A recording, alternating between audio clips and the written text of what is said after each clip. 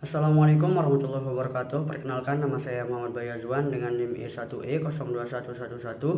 Di sini saya akan mempresentasikan proposal penelitian saya, yakni pengaruh model pembelajaran kooperatif tipe Talking Chips terhadap hasil belajar muatan pelajaran PPKN pada siswa kelas 5 di SDN 1 Kramajaya. Namun sebelum itu, saya ingin mengucapkan terima kasih kepada dosen pembimbing saya, yakni Ibu Nur Wahidah MPD, yang telah membimbing saya dalam menyusun proposal penelitian ini. Kita langsung saja untuk yang pertama, yakni di latar belakang PPKN di sekolah dasar pada umumnya masih belum berjalan efektif karena pembelajaran masih berpusat pada guru. Nah, guru juga cenderung menekankan siswa untuk lebih menghafal materi sehingga siswa kurang memahami materi pelajaran yang kemudian akan berdampak pada hasil belajar siswa yang kurang maksimal. Kurang maksimalnya atau rendahnya hasil belajar siswa ini dipengaruhi oleh guru yang masih cara mengajarnya yaitu secara konvensional dan jarang menerapkan model pembelajaran yang menarik. Nah, guru lebih banyak menggunakan metode ceramah, yakni dengan menjelaskan dan menuliskan materi pelajaran di papan tulis. Kemudian siswa diminta untuk mendengarkan dan mencatat apa yang dijelaskan oleh guru. Hal ini menyebabkan siswa kurang aktif dan mudah bosan saat proses pembelajaran berlangsung. Untuk menyelesaikan hasil belajar siswa yang rendah pada pembelajaran PKN, guru harusnya mencari model pembelajaran yang menarik bagi siswa. Nah, di sini ada model pembelajaran yang bisa kita pakai, yakni model pembelajaran kooperatif tipe Talking Chips. Model pembelajaran kooperatif tipe Talking Chips ini yakni merupakan model pembelajaran yang memberikan kesempatan yang sama kepada setiap siswa dalam kelompok untuk berkontribusi dengan menggunakan chips atau benda-benda kecil sebagai syarat sebelum memulai pembicaraan atau aktivitas dalam belajar. Nah, sehingga dalam kegiatan pembelajaran siswa akan aktif dan antusias dalam belajar dan hasil belajar akan menjadi lebih maksimal. Nah, dengan model pembelajaran kooperatif tipe Talking Chips ini diharapkan akan bisa meningkatkan hasil belajar pembelajaran atau mata pelajaran PKN. Kemudian selanjutnya yakni ada rumusan masalah dan tujuan penelitian. Nah, rumusan masalahnya yakni apakah ada pengaruh model pembelajaran kooperatif tipe Talking Chips terhadap hasil belajar muatan pelajaran PPKN pada siswa kelas 5 di SDN 1 Kramajaya. Nah, untuk tujuan penelitian ini yakni untuk mengetahui pengaruh model pembelajaran kooperatif tipe Talking Chips ini terhadap hasil belajar muatan pelajaran PPKN pada siswa kelas 5 di SDN 1 Kramajaya. Nah, kemudian ada kajian teorinya. Nah, yakni yang pertama, pengertian model pembelajaran kooperatif tipe Talking Chips.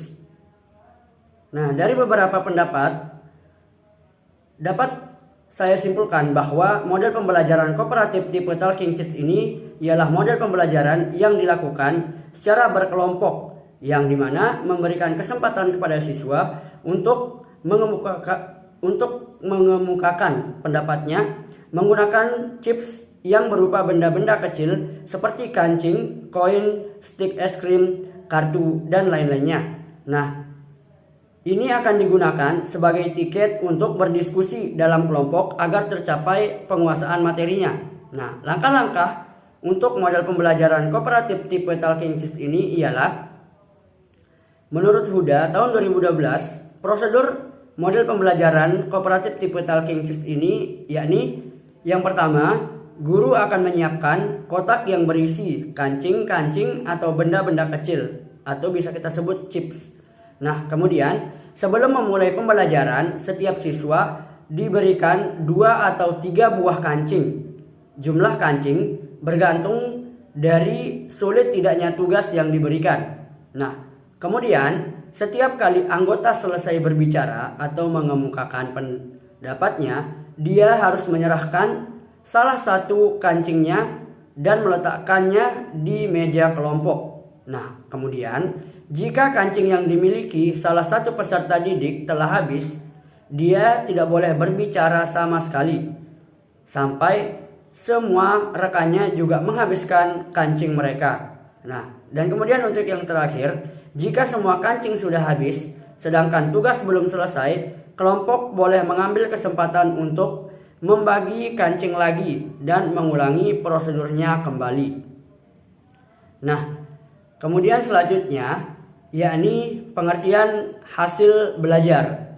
Nah, berdasarkan penjelasan dari para ahli mengenai hasil belajar, dapat saya tarik kesimpulan bahwa hasil belajar merupakan perubahan perilaku secara keseluruhan, yakni bukan hanya salah satu aspek potensi pemahaman saja, akan tetapi sikap serta keterampilan yang saling mempengaruhi setelah dilakukan kegiatan belajar. Nah, adapun macam-macam hasil belajar, yakni ada menurut Bloom, Sujana tahun 2016, klasifikasi hasil belajar secara garis besar dapat dibagi menjadi 3 ranah, yakni ranah kognitif, ranah afektif, dan ranah psikomotorik atau psikomotoris.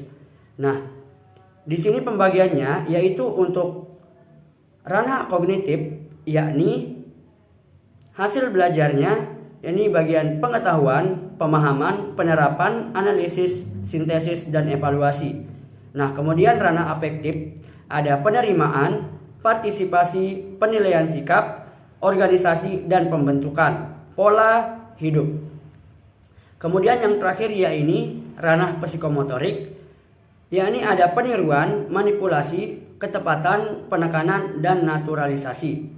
Nah, kita lanjut ke yang berikutnya, yakni ada pengertian dari PPKN. Nah, dari beberapa penjelasan ahli, dapat saya simpulkan bahwa mata pelajaran PPKN adalah mata pelajaran yang memiliki tujuan, yakni mewujudkan generasi bangsa. Dalam hal ini peserta didik memiliki pengetahuan, keterampilan, moral, atau karakter berlandaskan Pancasila dan Undang-Undang Dasar 1945. Kita ke selanjutnya, yakni kerangka berpikir. Nah, di sini ada tiga kondisi, yakni kondisi awal, perlakuan, dan kondisi akhir. Nah, di bagian kondisi awal ini, yakni cara mengajar guru masih secara metode ceramah atau konvensional. Nah, dampak dari cara mengajar guru ini ialah hasil belajar siswa pada muatan pelajaran PPKN ini rendah. Nah, jadinya nantinya di fase perlakuan, guru mencari model pembelajaran yang efektif untuk meningkatkan hasil belajar siswa pada muatan pelajaran PPKN, yakni guru menggunakan model pembelajaran kooperatif tipe Talking Chips. Nah, setelah menggunakan model pembelajaran kooperatif tipe Talking Chips ini, hasil belajar siswa ada peningkatan pada mata pelajaran PPKN yang semulanya itu rendah. Nah, terus pada kondisi akhir ini, penggunaan model pembelajaran kooperatif tipe Talking Chips ini dapat mempengaruhi hasil belajar siswa kelas 5 di SDN 1 Kramajaya. Kemudian yakni rancangan penelitian. Jenis penelitian pada proposal penelitian ini ialah penelitian kuantitatif. Nah, metode penelitian yang digunakan adalah metode eksperimen. Desain yang digunakan adalah quasi eksperimen design. Rancangan penelitian yang digunakan adalah non-equivalent control group design. Nah, kemudian waktu dan tempat penelitian, yakni waktu penelitian dilaksanakan pada semester genap tahun ajaran 2022-2023. Tempat penelitian yakni dilaksanakan di SDN 1 Kramajaya, Kecamatan Narmada, Kabupaten Lombok Barat, Provinsi Nusa Tenggara Barat. Selanjutnya ada variabel penelitian. Di sini ada 2 variabel, yakni variabel bebas dan variabel terikat. Yang menjadi variabel bebas yakni model pembelajaran kooperatif tipe Talking Chips.